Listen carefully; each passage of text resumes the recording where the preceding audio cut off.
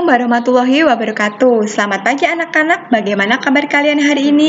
Semoga selalu diberi kesehatan dan tetap mematuhi protokol kesehatan dengan mencuci tangan dengan air bersih, memakai masker jika berpergian keluar rumah. Nah anak-anak, pada pembelajaran daring hari ini kita akan belajar tema 3, berbagai pekerjaan, subtema 1, pekerjaan orang tuaku. Tujuan pembelajaran hari ini yang pertama, siswa dapat mengidentifikasi unsur-unsur dalam dongeng, siswa dapat menjelaskan jenis-jenis pekerjaan dengan tepat, siswa dapat menganalisis cara-cara melestarikan hutan. Nah, sebelum memasuki pembelajaran inti, Ibu akan menanyakan pada kalian, pernahkah kalian membaca buku dongeng? Nah, dongeng apa saja yang sudah kalian baca? Tentu banyak di sekitar kita buku dongeng, misal dongeng tentang bawang putih bawang merah, dongeng tentang timun emas. Pada pembelajaran hari ini kita akan belajar unsur-unsur dongeng. Nah, dongeng adalah cerita khayalan atau cerita yang tidak benar-benar terjadi serta biasanya bersifat menghibur dan mengandung nilai pendidikan.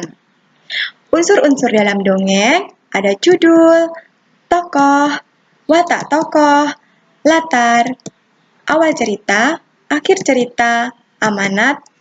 Nah, sedangkan ciri-ciri dalam dongeng, cerita dongeng memiliki alur yang sangat sederhana. Cerita dongeng biasanya singkat dan bergerak cepat. Karakter tokoh dalam cerita dongeng biasanya tidak disampaikan secara rinci. Dongeng biasanya disampaikan secara lisan sebagai hiburan atau cerita pengantar tidur. Pada umumnya, dongeng mengandung pesan moral kepada pendengar atau pembacanya. Nah, untuk memahami tentang unsur-unsur dongeng, coba lihat video di bawah ini.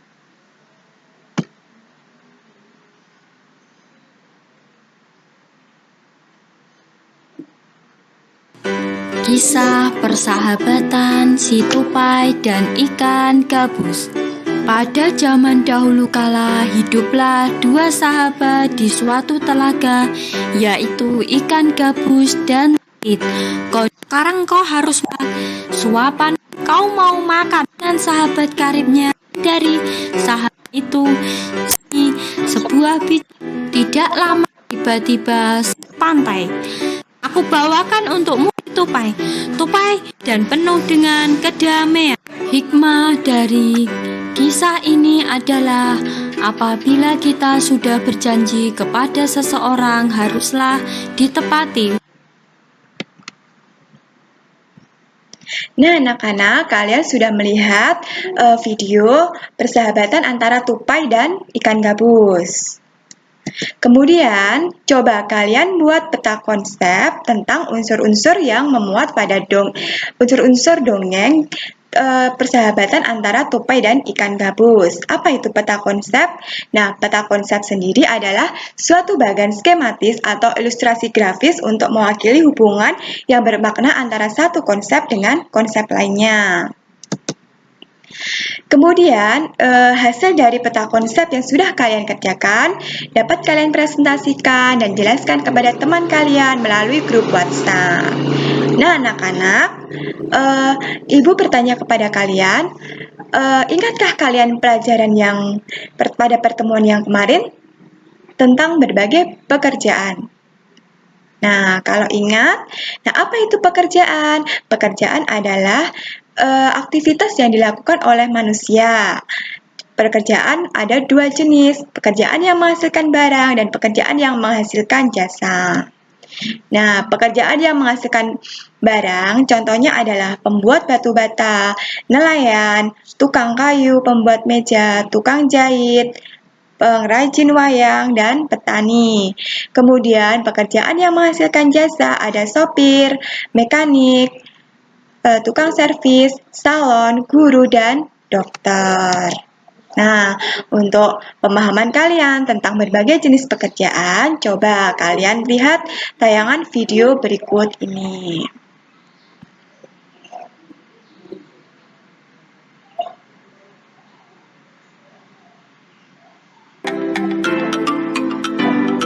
Pohon ulin banyak tumbuh di daratan Kalimantan.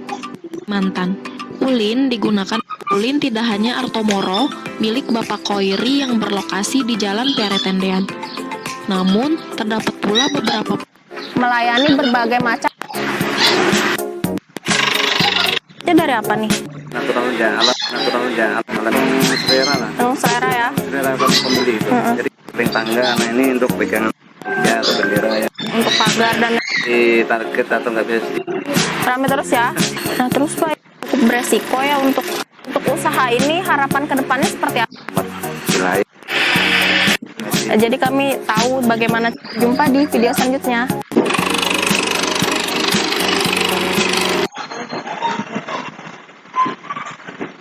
Nah, anak-anak, kalian sudah menonton tayangan video tentang pengrajin kayu di Kalimantan.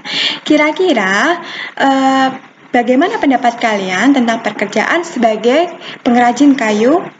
Nah, coba kalian kerjakan pertanyaan berikut.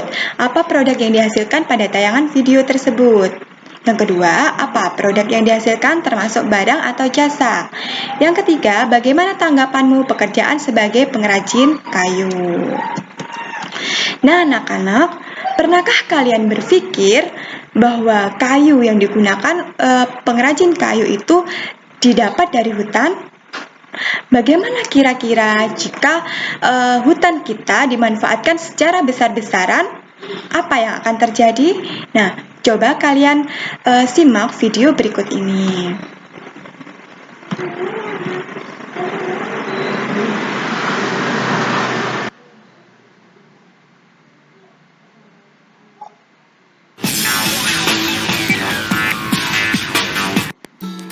Assalamualaikum warahmatullahi wabarakatuh. Selamat datang di channel kami, channel Jalan Kami.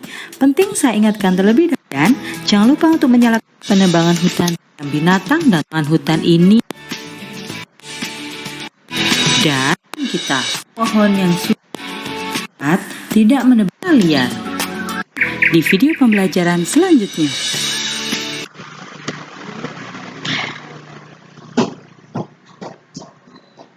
Nah, anak-anak, kalian sudah melihat video tentang dampak dari penebangan hutan secara besar-besaran.